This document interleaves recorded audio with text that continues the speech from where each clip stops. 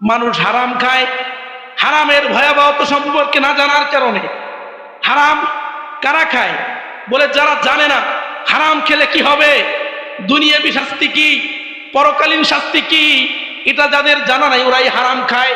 যাদের পরিপূর্ণভাবে জানা আছে হারাম খেলে কি হবে, দুনিয়াবী শাস্তি কি হবে, পরকালীন শাস্তি কি হবে, আল্লাহর নবী বলেন এইগুলি যাদের জানা আছে তারা কখনো হারাম খায় না।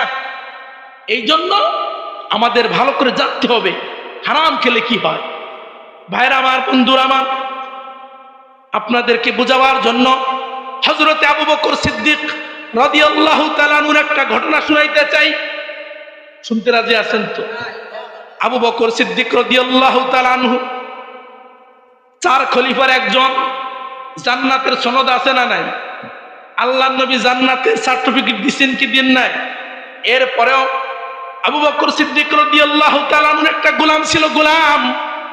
এই গোলামকে একদিন আবু বকর সিদ্দিক রাদিয়াল্লাহু তাআলা আনহু বললেন, ও আমার গোলাম, এই বাবা সারাদিন যা ইনকাম করবা এই ইনকামের অর্ধেক টাকা তোমার।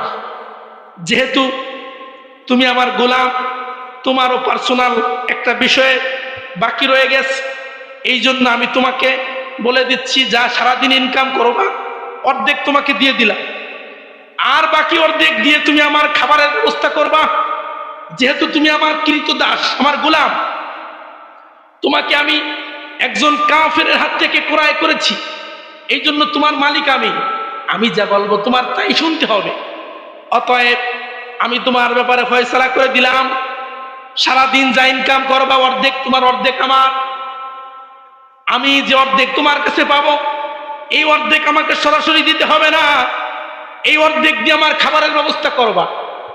মুসলমান ভাইরা আমার, এই খলিফাতুল মুসলিমিন হযরত আবু বকর সিদ্দিক রাদিয়াল্লাহু তাআলা আনহু এত বড় একজন সাহাবী হওয়ার পরেও তার খাবারের ব্যবস্থা কতটা নরমাল। গোলামের উপরে দায়িত্ব দিছে, তোমার ইনকাম থেকে যা পাবা ওর কিছু অংশ দিয়ে তুমি আমার খাবারের ব্যবস্থা করো। আর মুসলমান, আমাদের বর্তমান নেতাদের দিকে তাকাইলে বোঝা যায় তাদের কত ধরনের হাদিয়া তোহফা আসে, কত দলের পক্ষ থেকে হাদিয়া তোহফা আসে। অথচ আবু বকর সিদ্দিক রাদিয়াল্লাহু তাআলা আনহু তার খাবারের দায়িত্ব ছিল একটা সাধারণ গোলামের উপরে। ভাইরা আমার, বন্ধুরা আমার, আবু বকর সিদ্দিক রাদিয়াল্লাহু তাআলা আনহু এই গোলামকে প্রতিদিন বলতেন, গোলাম তুমি যে খাবারের ব্যবস্থা করবা প্রতিদিন তুমি আমাকে বলবা এই টাকাটা কোত্থেকে ইনকাম করেছো, হারাম পন্থায় না হালাল পন্থায়। হারাম পন্থায় উপার্জিত টাকা দিয়ে কশ্চিন কালেও কখনো আমার খাবারের ব্যবস্থা করবো না। চিল্লায়ে বলেন সুবহানাল্লাহ। মুসলমান ভাইরা আমার, আমরা কি জীবনেও আমাদের সন্তানদেরকে বলেছি, ও বাবা আমি তো বৃদ্ধ হয়ে গিয়েছি, যৌবনকালে তোমাদের পিছনে অর্থ করি সম্পদ ব্যয় করে তোমাদেরকে শিক্ষিত করেছি, আজ তোমরা ইনকাম করতেছো, অতএব তোমাদের কাছে আমি বাবা হিসেবে একটা আবদার করছি, সেটা হলো তোমরা হারাম ইনকাম দিয়ে আমাকে কখনো খরচ দিবা না। এই কথা কি কখনো সন্তানকে বলা হয়েছে? কেউ বলছেন? হায় রে মুসলমান, এই কথা বলার সুযোগ হয় নাই। অথচ উচিত ছিল, আপনার সন্তানকে বলা উচিত ছিল, বাবা আমি বৃদ্ধ হয়ে গিয়েছি, আজ বাদে কাল যে কোনো সময় চলে যেতে পারি, আমি আমার জীবনের শেষ মুহূর্তে হারাম খেয়ে কবরে যেতে চাই না।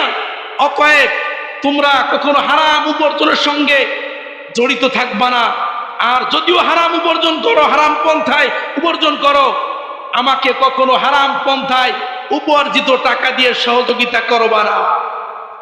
মুসলমানি কথা বলা যাবে কি? বলতে পারবেন? সন্তানদেরকে বলতে পারবেন? শিক্ষা দিতে হবে, এই বাবারা হারামের সাথে জড়িত হবা না।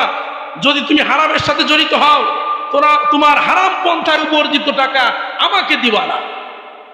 আপনারা যদি আপনার সন্তান হারাম পন্থায় উপার্জিত টাকা না দিয়ে যদি হালাল যদি আপনার টাকা দেওয়া বন্ধ করে দেয়, আপনার সন্তান যদি বলে বাবা আমার হালাল পন্থায় উপার্জিত কোনো টাকা নাই, সবই হারাম, তাহলে আপনি কি না খেয়ে মারা যাবেন?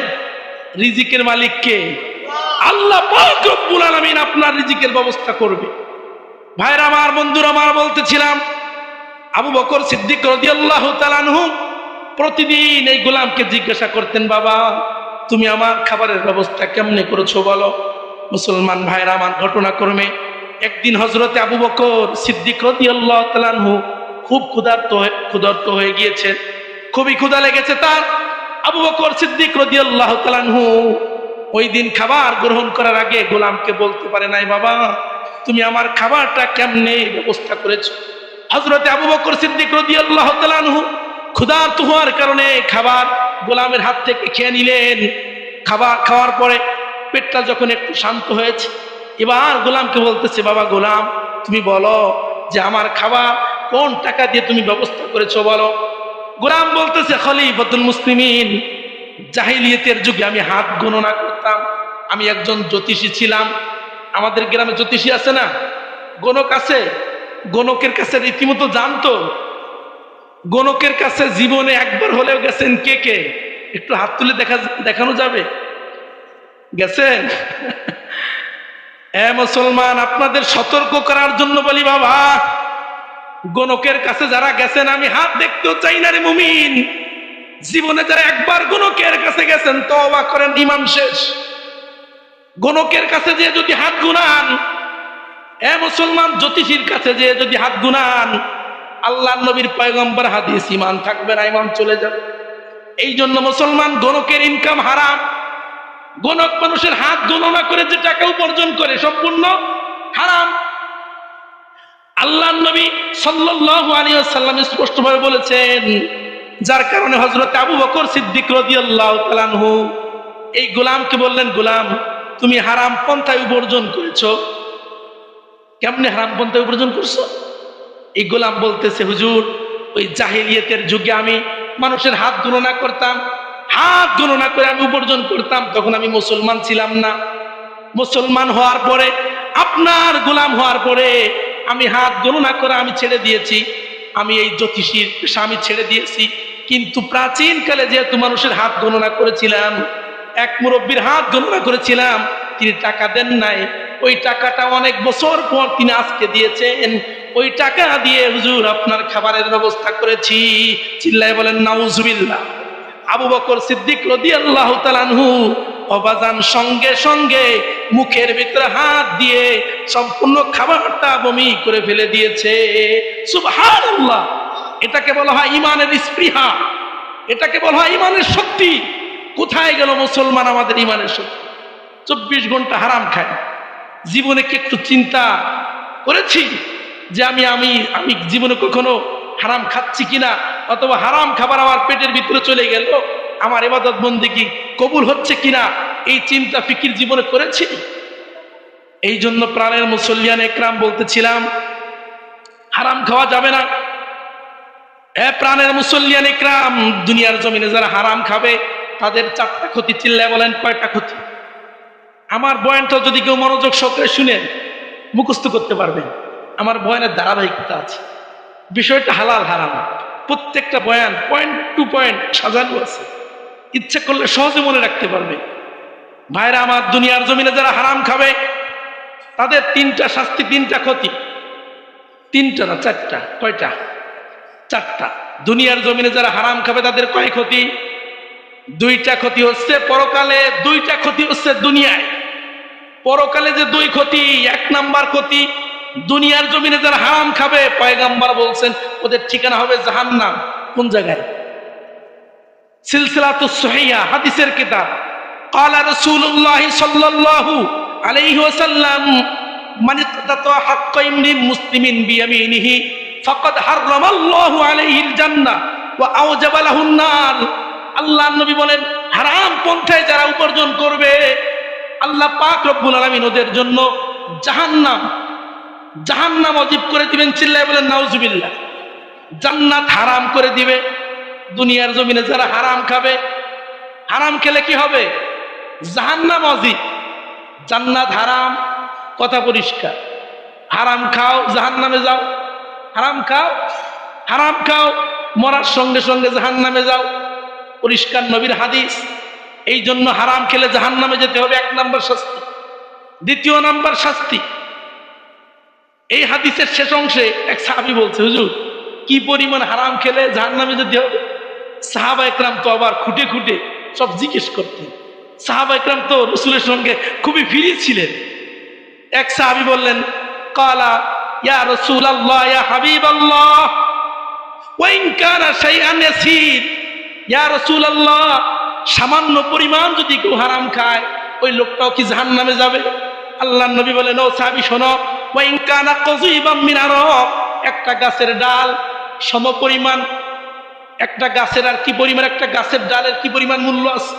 আল্লাহর নবী বলেন, একটা গাছের ডালের যে পরিমাণ মূল্য আছে এই সামান্য মূল্যের কোনো খাবার যদি কেউ হারাম খায় ওই লোকটার জন্য আল্লাহ জাহান্নামের ফয়সালা করে দিবে। চিল্লায় বলেন নাউজুবিল্লাহ। হারাম খেলে, একেবারে সামান্য হারাম খেলেও জাহান্নামের ফয়সালা। সারা জীবন নামাজ পড়ে লাভ আছে? সারা জীবন খাইলাম হারাম, নামাজও চালাই গেলাম, তো ফাও কষ্ট করা হলো। এই জন্য মুসলমান ভাইয়ের আমার, হারাম ছাড়তে হবে। দ্বিতীয় নাম্বার পরকালীন শাস্তি। দুনিয়ার জমিনে যারা হারাম খাবে, আল্লাহর নবী মুসনাদে বাজ্জারের ভিতরে বলেছেন ওই লোকটার সঙ্গে কিয়ামতের ময়দানে আল্লাহ কথা বলবেন না। আরো সহজে বুঝবেন, আপনার একজনে দাওয়াত দিয়েছে, দাওয়াত দেওয়ার পরে এক নেতা আপনাকে দাওয়াত দিছে, দাওয়াত দেওয়ার পরে আপনি নেতার বাড়িতে গেছেন, এবার ওই নেতা আপনার দিকে তাকায় না, আপনার সঙ্গে কথাও বলে না, তাহলে আপনার মেজাজটা গরম হবে না? কি সাথে আমি কার বাড়ি মেহমান হিসেবে আসছি? আমার কি কোনো দাম নাই? আমি মেহমান হিসেবে আসছি, অথচ যার বাড়িতে আসছি তিনি আমার দিকে তাকায়ও না, আমার সঙ্গে কথাও বলে না। আপনার মন খারাপ হয়ে যাবে না বাবা? মুসলমান ভাইরা আমার, আল্লাহর নবী বলেন, সালাসাতুল লা ইউকাল্লিমুহুমুল্লাহু ইয়াউমাল কিয়ামাহ, পয়গম্বর বলেন কিয়ামতের ময়দানে তিন শ্রেণীর মানুষের সঙ্গে আল্লাহ কথাই বলবেন না। ওয়ালা ইয়ানজুরু ইলাইহিম, তাদের দিকে আল্লাহর নবী তাকাবেন না, তাদের দিকে আল্লাহ তাআলা তাকাবেন না। ওয়ালা ইউযাক্কিহিম, তাদেরকে আল্লাহ তাআলা পবিত্র করবেন না, গুনাহ থেকে পবিত্র করবেন না। ফাকাল আবু যুররিন ইয়া রাসূলুল্লাহ ইয়া হাবিবাল্লাহ খাবু ওয়া খাসিরু, ইয়া রাসূলুল্লাহ কিয়ামতের ময়দানে যেই মানুষদের সঙ্গে আল্লাহ তাআলা কথা বলবেন না, যাদের দিকে আল্লাহ তাআলা তাকাবেন না, যাদেরকে আল্লাহ তাআলা গুনাহ থেকে পবিত্র করবেন না, হুজুর এই মানুষগুলো তো কিয়ামতের ময়দানে বড় বিপদে পড়ে যাবে, ক্ষতিগ্রস্ত হয়ে যাবে। ইয়া রাসূলুল্লাহ ইয়া হাবিবাল্লাহ মানহুম, এই লোকগুলির পরিচয় জানতে চাই। এই তিন শ্রেণীর মানুষ কারা হবে যাদের সঙ্গে আল্লাহ কিয়ামতের ময়দানে কথা বলবেন না, আল্লাহ তাদের দিকে তাকাবেন না, তাদেরকে গুনাহ থেকে পুত পবিত্র করবেন না? আল্লাহর নবী বলেন, আপনাদের সাহাবীরা যেহেতু তোমরা জানতে চেয়েছো তাহলে জানো যে এই তিন শ্রেণীর মানুষের সঙ্গে আল্লাহ তাআলা পরকালে কথা বলবেন না। তার এক নাম্বার হলো আল মুসবিলু ইজারাহু, এক নাম্বার দুনিয়ার জমিনে যারা টাকনুর নিচে পোশাক পরতো। কোন জায়গায়? যুবক ভাই, তোমার পায়ে হাত দিয়ে বলে যাই, তুমি স্কুলে পড়ো আর ভার্সিটিতে পড়ো, আমরা নিষেধ করি না, নিষেধ করার প্রয়োজনও নাই, তবে তুমি তোমার পোশাককে এখনো নিয়ন্ত্রণে আনো। স্কুলে পড়লে এই যে টাকনুর নিচে পোশাক পরিধান করতে হবে, এটা কোন ধরনের ভাব? এটা কি ভাব না শয়তানি? চরম পর্যায়ের শয়তানি। প্যান্ট পরলে টাকনুর নিচে না গেলে নাকি ভাব আসে না, যে কোনো কথা হলো টাকনুর নিচে পোশাক গেলে কিসের ছাতার ভাব আমি তো বুঝি আসে না। টাকনুর নিচে যদি পোশাক যায় তাহলে তো রাস্তা ঝাড়ু দেওয়া হয়ে যায়, তো এখানে ভাবের কি হলো? আল্লাহর নবী বলেন, প্রাণের সাহাবীরা শোনো, দুনিয়ার জমিনে অহংকার বশত টাকনুর নিচে যারা পোশাক পরিধান করবে ওদের সঙ্গে আল্লাহ তাআলা কিয়ামতের ময়দানে কথা বলবেন না, ওদের দিকে তাকাবেন না, ওদেরকে গুনাহ থেকে পুত পবিত্র করবেন না। দ্বিতীয় নাম্বার আল্লাহর নবী বলেন আল মান্নান, ওই মান্নান চাচার সঙ্গে আল্লাহ কথা বলবেন না। মান্নান নামে কেউ আসেন নাকি আবার এখানে? আল্লাহ বাঁচাইছে। মান্নান মানে এখানে মান্নান চাচা না, মান্নান মানে দান করে খোটা দেওয়া। অনেক মুসল্লি আছে, অনেক দানশীল আছে, দান করে খোটা দেওয়ার জন্য। এ মুসলমান, মসজিদের জন্য কিছু রড দিয়েছে অথবা মসজিদের জন্য একটা কিছু অনুদান দিয়েছে, যখন ঝামেলা পড়ে যায়, যখন দ্বন্দ্ব লেগে যায়, মসজিদের ভিতরে যখন ভাগাভাগি শুরু হয়ে যায় তখন খোটা দেয়, আরে ওই মসজিদের রড সম্পূর্ণ আমার অর্থায়নে, এই জাতীয় কথা বলে না। আল্লাহ নবী বলেন দুনিয়ার জমিনে যারা দান করে খোটা দাও তোমাদের নাম হলো মান্নান। এই মান্নানদের সঙ্গে, এই দান করে খোটা দানকারীদের সঙ্গে আমার আল্লাহ কিয়ামতের ময়দানে কথা বলবেন না। 3 নম্বর আল্লাহ নবী বলেন ওয়াল মুনাফিকু সিলাতাহু বিল হালাফিল কাযিব। আল্লাহ নবী বলেন দুনিয়ার জমিনে মিথ্যা কথা বলে বলে যারা পণ্য বিক্রি করেছে, হারাম পন্থায় যারা অর্থ উপার্জন করেছে, তাদের সঙ্গে কিয়ামতের ময়দানে আল্লাহ কথা বলবেন না। মিথ্যা কথা বলে পণ্য কেমনে বিক্রি করে পদ্ধতি জানা আছে আপনাদের? আপনারা জানবেন না, এই ব্যবসায়ীদের কাছ থেকে জেনে নিন। ভাইয়ের আমার, বন্ধুরা আমার, জিনিসটা একটা 10 টাকা দিয়ে কেনে। আপনি যদি দোকানে যান আপনার কাছে চাই 110 টাকা। কয় টাকা? 110 টাকা চাই। আর বলে হুজুর মোল্লা মুন্সি দেখলেই ভালো লাগে, অন্তরের ভিতরে বড় মহব্বত করি হুজুর, আপনি যদি নেন আপনার জন্য 10 টাকাই ডিসকাউন্ট। আলেম ওলামাদের দেখলেই যেহেতু ভালো লাগে আপনার কাছে লাভে বিক্রি করব না, কেনা দামে হুজুর 100 টাকা কেনা দাম, ওনার কাছে কেনা দাম 100 টাকা। হুজুর কেনা দামে 100 টাকা বিক্রি করব। আমি ওই ব্যবসায়ীর কাছে জানতে চাই তোমার দোকান আছে, দোকানের ভাড়া আছে, বিদ্যুৎ বিল আছে, কর্মচারী আছে, এই সব কিছু দিয়ে তুমি ব্যবসায় নেমেছ, তোমাকে কি পাগলে কামড়াইছে? তোমাকে কি পাগলে কামড়িয়েছে যে তুমি কেনা দামে বিক্রি করবা?